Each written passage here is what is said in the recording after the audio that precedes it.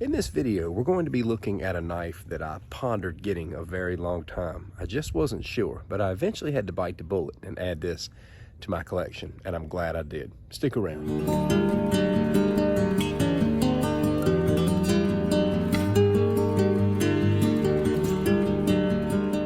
It's been raining a lot here in my area, but we finally got a day that's dry enough for me to get out here and do some more recording.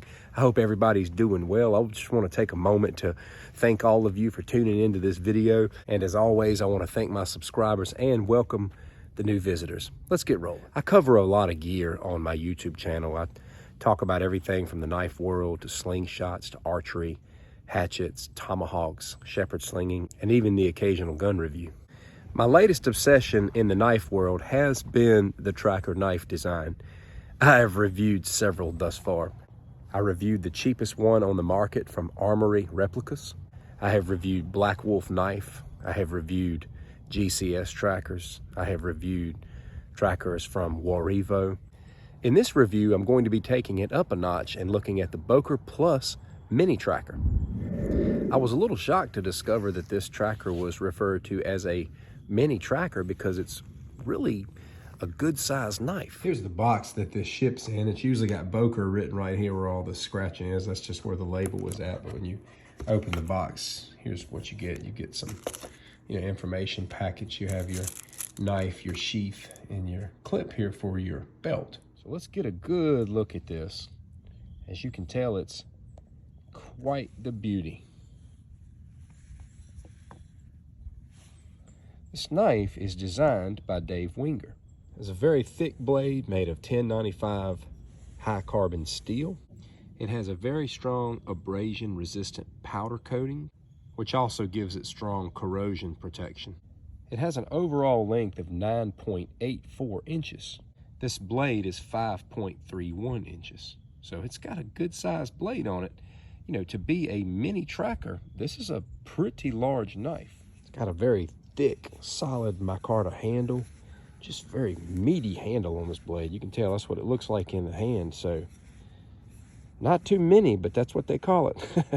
This actually sits in the middle. There's one that's bigger than this, and they've also got a micro tracker. That one's been a little hard to find. This one's kind of the most ready available right now. I most definitely prefer the size of this one out of all of the others. So let's talk about the sheath. The sheath is a big deal in a knife review. I've seen lots of knives out there that I really liked, but I did not buy them because I did not like the sheath.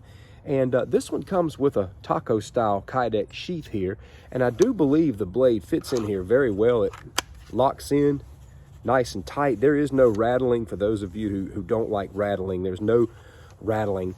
But with a lot of the reviews that I watched on this knife, I wasn't able to see a lot of people trying the sheath on.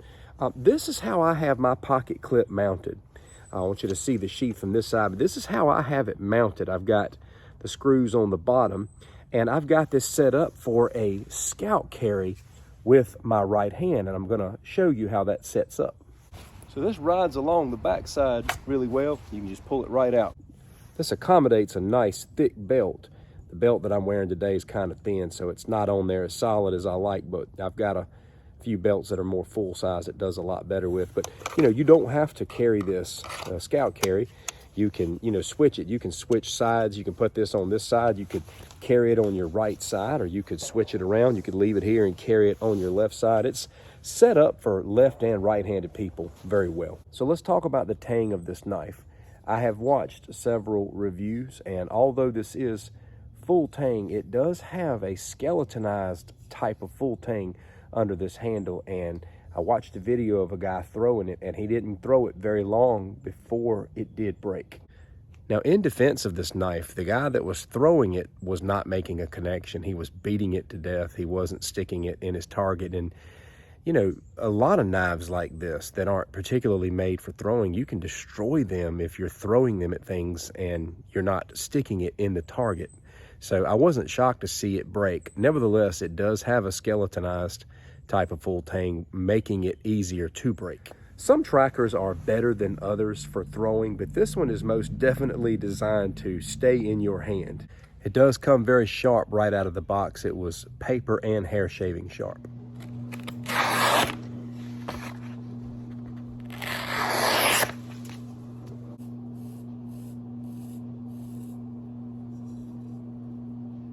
can see, took the hair right off my arm. So, you know, this is going to just do very well with batoning and carving and skinning. I like the curve on this tracker.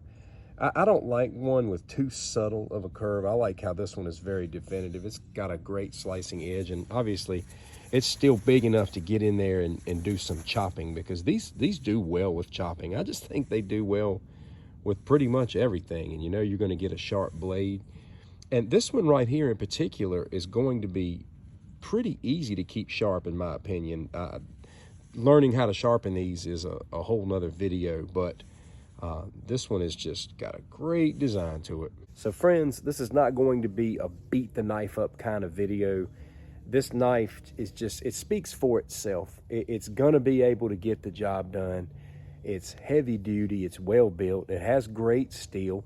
It doesn't have the little saw on the back for, you know, cutting notches and things like that, but I think a lot of people like how this one is a little bit different. This thing is rock solid. There's no doubting in my mind that it's gonna excel in every area. I mainly wanted to give you an up close look at this and show you how the sheath works. For 70 bucks, I just think it's a great piece of work, and I wanted you to check it out.